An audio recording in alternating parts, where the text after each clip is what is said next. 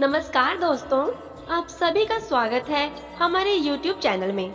आज के इस वीडियो में हम आपके लिए शनिदेव और राजा विक्रमादित्य की कहानी लेकर आए हैं। शनिदेव जी की यह कथा प्रत्येक शनिवार को सुनने एवं कहने से शनि की महादशा में भी कष्ट नहीं होते और जीवन में सुख की प्राप्ति होती है। आइए संपूर्ण प्रकार के लाभ को देने वाली शनिदेव जी की कथा प्रारंभ करते हैं। एक समय सभी नवग्रह सूर्य, चंद्र, मंगल, बुध, बृहस्पति, शुक्र, शनि, राहु और केतु सभी में विवाद छिड़ गया कि हम सब में सबसे बड़ा कौन है। सभी अपने को सबसे बड़ा बता रहे थे। जब आपस में कोई निर्णय ना हो सका, तब सभी नवग्रह देवराज इंद्र के दरबार में पहुंचे। वे कहने लगे, हे इंद्र, आप सभी देवताओं के राजा हो। कृपा कर आप हमें बताएं कि हम सब में से सबसे श्रेष्ठ कौन है। उनकी समस्या सुनकर इंद्र घबरा गए और कहने लगे कि मुझ में कोई सामर्थ्य नहीं है कि आप में से किसी को छोटा और बड़ा बतलाऊं, और कोई निर्णय ना देने का ही सोचा। साथ ही वह बोले, इस समय राजा विक्रमादित्य पृथ्वी पर एक न्यायप्रिय राजा हैं। आप सभी उनके पास जाइए और अपनी समस्या बताइए, वह अवश्य ही आपकी मदद करेंगे। तब सभी नवग्रह एक साथ राजा विक्रमादित्य के पास पहुंचे और अपना विवाद बताया। राजा इस समस्या से धर्म संकट में पड़ गए कि मैं अपने मुख से किसको बड़ा और किसको छोटा बतलाऊं, क्योंकि वह जानते थे कि जिस किसी को छोटा बताया वही कुपित हो उठेगा। परंतु उनका झगड़ा निपटाने के लिए तब राजा को एक उपाय सूझा।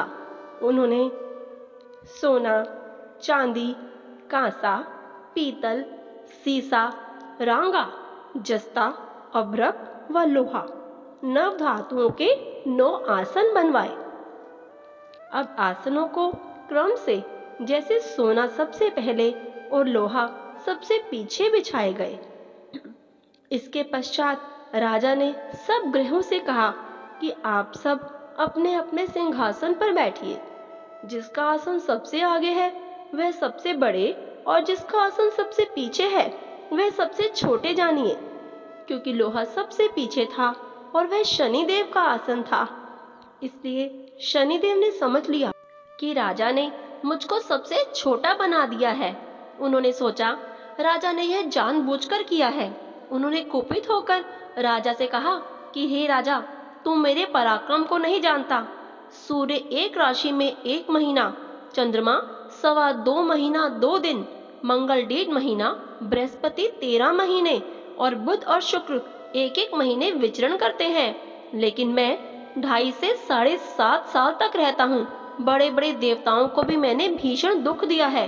राम जी को 7.5 आई तो वनवास हो गया, और रावण पर आई तो राम जी ने लक्ष्मण के साथ सेना लेकर लंका पर चढ़ाई कर दी और रावण के कुल का नाश कर दिया।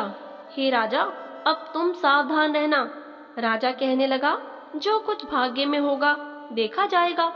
उसके बाद अन्य ग्रह तो प्रसन्नता के साथ चले गए, परंतु शनिदेव बड़े क्रोध के साथ वहां से सिधारे। कुछ काल व्यतीत हो जाने पर जब राजा को 7.5 की दशा आई तो शनिदेव राजा की राजधानी में आए और घोड़ों के सौदागर बनकर अनेक सुंदर घोड़ों के सहित जा पहुंचे। जब राजा ने सौदागर के आने की खबर सुनी तो अश्वपाल को अच्छे अच्छे घोड़े खरीदने की आज्ञा दी। अश्वपाल ऐसे अच्छी नस्ल के घोड़े देखकर और उनका मूल्य सुनकर चकित हो गया और उनमें से सर्वोत्तम घोड़ा राजा को सवारी हेतु दे दिया। राजा ज्यों ही उस पर बैठे वह घोड़ा सरपट वन की ओर भागा और घने जंगल में पहुंचकर गायब हो गया, और राजा भूखा प्यासा जंगल में भटकता फिरता रहा।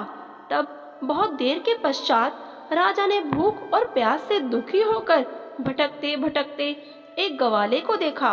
ग्वाले ने उसे पानी पिलाया। राजा ने प्रसन्न होकर उसे अपनी अंगूठी दे दी और राजा जंगल के समीप एक नगर की ओर चल दिया। वहां पहुंचकर एक सेठ की दुकान पर जाकर बैठ गया। उसने अपना नाम उज्जैन निवासी विका बताया। उस दिन सेठ की बड़ी बिक्री हुई। तब सेठ ने उसको भाग्यवान पुरुष जानकर उसको अपने घर ले गया। भोजन करते समय राजा ने आश्चर्य की बात देखी कि खूंटी पर हार लटक रहा है और वह खूंटी उस हार को निगल रही है। भोजन के पश्चात कमरे में आने पर जब सेठ को कमरे में हार ना मिला तो सबने यही निश्चय किया कि सिवाय वीका के और कोई इस कमरे में नहीं आया, अतः अवश्य ही उसी ने हार चोरी किया है। इस पर 5-7 आदमी इकट्ठे होकर उसे फौजदार के पास ले गए।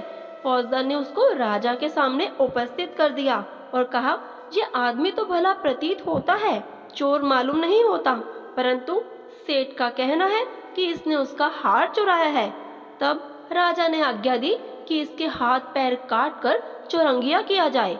राजा की आज्ञा का तुरंत पालन किया गया और वीका के हाथ पैर काट दिए गए।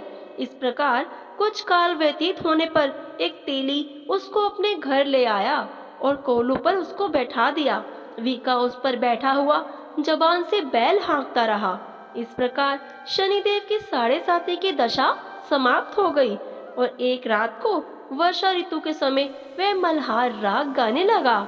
उसका गाना सुनकर उस शहर के राजा की कन्या मनभावनी उस पर मोहित हो गई और दासी को खबर लाने भेजा कि शहर में कौन गा रहा है। दासी सारे शहर में फिरती फिरती देखती है कि तेली के घर में चौरंगिया गा रहा है। दासी ने महल में आकर राजकुमारी को सब वृतांत सुना दिया। तब बस उसी क्षण राजकुमारी ने अपने मन में यह प्रण कर लिया कि चाहे कुछ भी हो, मैंने इसी चौरंगिया के साथ ही विवाह करना है। प्रातःकाल होते ही जब दासी ने राजकुमारी को जगाना चाहा, तब राजकुमारी अनशन व्रत लेकर पड़ी रही। तब दासी ने तुरंत ही रानी के पास जाकर राजकुमारी के बारे में सब बताया।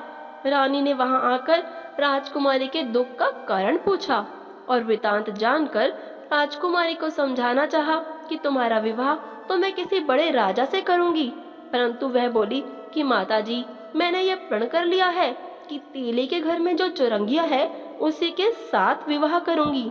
माता ने चिंतित होकर यह बात राजा को बताई। इस पर राजा ने भी राजकुमारी को समझाते हुए कहा कि मैं अभी देश देशांतर में अपने दूत भेज देता हूँ और तुम्हारे लिए कोई रूपवान एवं सुयोग्य राजकुमार का चयन कर उसी के साथ तुम्हारा विवाह करूंगा।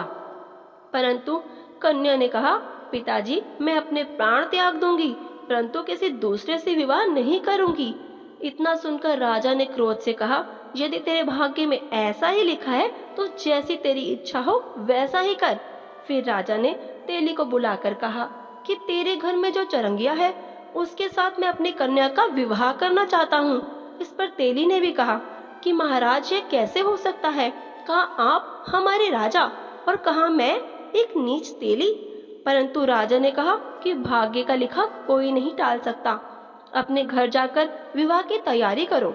राजा ने उसी समय सब तैयारियां कर जल्दी अपनी बेटी का विवाह चौरंगिया विक्रमादित्य के साथ कर दिया। रात को जब विक्रमादित्य और राजकुमारी महल में सोए तो आधी रात के समय में शनिदेव ने विक्रमादित्य को स्वप्न में दर्शन दिए और बोले कि राजा, कहो कि मुझको छोटा बताकर तुमने कितने दुख उठाए। राजा ने क्षमा मांगी। शनिदेव ने प्रसन्न होकर विक्रमादित्य को पुनः हाथ पैर लौटा दिए। तब राजा ने शनिदेव से प्रार्थना करते हुए कहा कि हे प्रभु, जैसा दुख आपने मुझे दिया है ऐसा कभी और किसी को मत देना। शनिदेव ने कहा कि तुम्हारी प्रार्थना स्वीकार है। जो मनुष्य मेरी कथा सुनेगा या कहेगा उसको मेरी दशा में कभी भी किसी प्रकार का दुख नहीं होगा, और जो नित्य ही मेरा ध्यान करेगा पीपल वृक्ष को जल से सींचेगा और साथ ही चींटियों को आटा डालेगा, उसके सब मनोरथ पूर्ण होंगे। ऐसा कहकर शनिदेव अपने धाम को चले गए।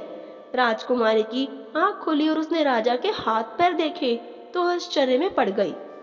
उसे देखकर राजा ने अपना समस्त हाल कहा कि मैं उज्जैन का राजा विक्रमादित्य हूँ। यह सुनकर राजकुमारी अत्यंत प्रसन्न हुई और प्रातःकाल सबको राजा विक्रमादित्य के बारे में बताया। जब उस सेठ ने यह सुना तो वह विक्रमादित्य के पास आया और राजा विक्रमादित्य के पैरों में गिरकर क्षमा मांगने लगा। कि मैंने आप पर चोरी का झूठा दोष लगाया, अतः आप मुझे जो चाहे दंड दें। राजा ने कहा कि मुझ पर शनिदेव का कोप था, इसी कारण से यह सब दुख मुझको प्राप्त हुआ। इसमें तुम्हारा कोई दोष नहीं है। परंतु फिर भी सेठ ने उनसे विनती की कि आप कृपा कर मेरे घर आकर प्रीति भोज करें। राजा ने कहा, जैसी आपकी इच्छा हो वैसा ही करें। सेठ ने अपने घर आकर अनेक प्रकार के सुंदर व्यंजन तैयार करवाए और राजा विक्रमादित्य को प्रीति भोज के लिए आमंत्रित किया।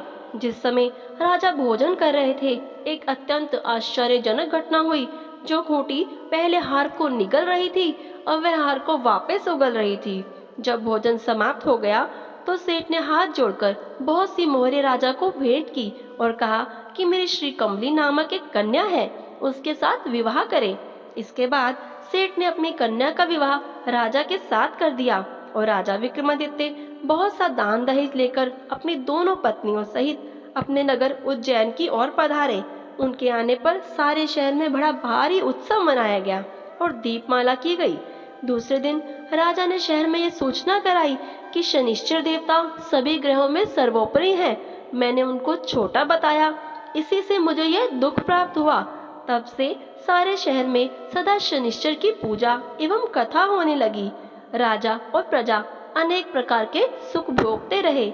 जो कोई भी शनिदेव की इस कथा को पढ़ता या सुनता है, शनिदेव की कृपा से उसके सब दुख दूर होते हैं। शनिदेव महाराज की जय। दोस्तों, यदि आपको इस कथा श्रवण में आनंद आया तो आप हमारी इस कथा को लाइक करें और शेयर करें। साथ ही हमारे इस YouTube चैनल को भी सब्सक्राइब कर बेल आइकन को प्रेस करें। जय शनि महाराज।